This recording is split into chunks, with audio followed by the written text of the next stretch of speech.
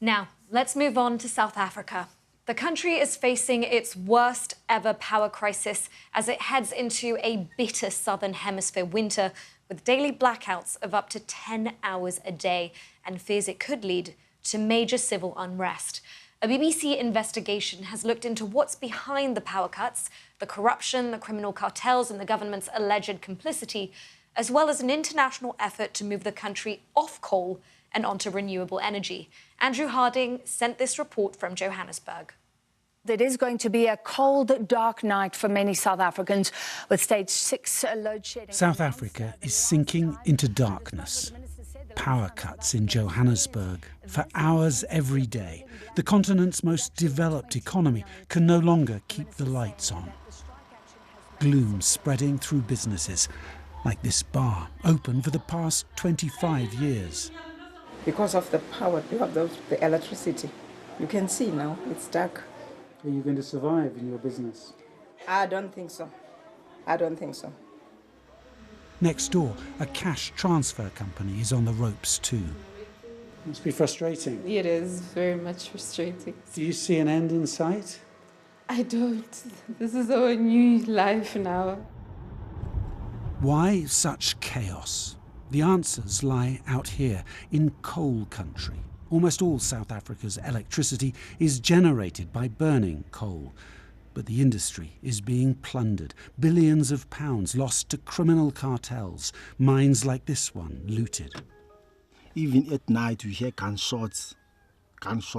Even they are fighting among themselves for this coal. The different gangs? Yes.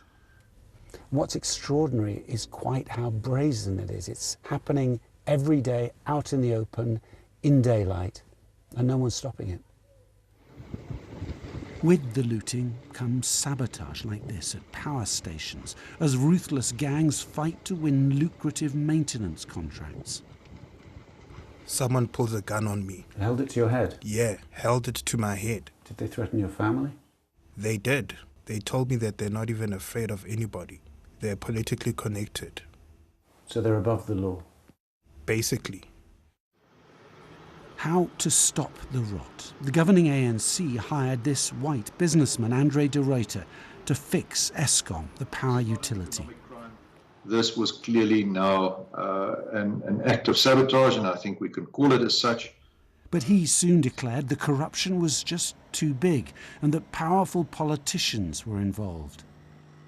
Then, last December, he was poisoned, his cup of coffee laced with cyanide. He nearly died. I started feeling extremely nauseous. At that stage, I was shaking badly. I was literally lying like this and shaking, gasping for air. But the response from South Africa's ANC government has been sceptical. I can't give evidence to that.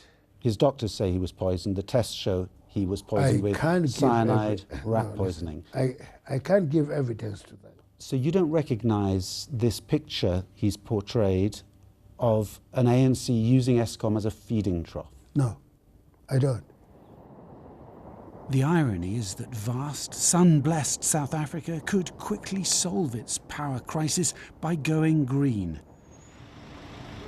But for now, South Africa remains in the dark. Traffic lights down, corruption out of control. Andrew Harding, BBC News, Johannesburg. And there's much more on the energy crisis in South Africa on our BBC News website.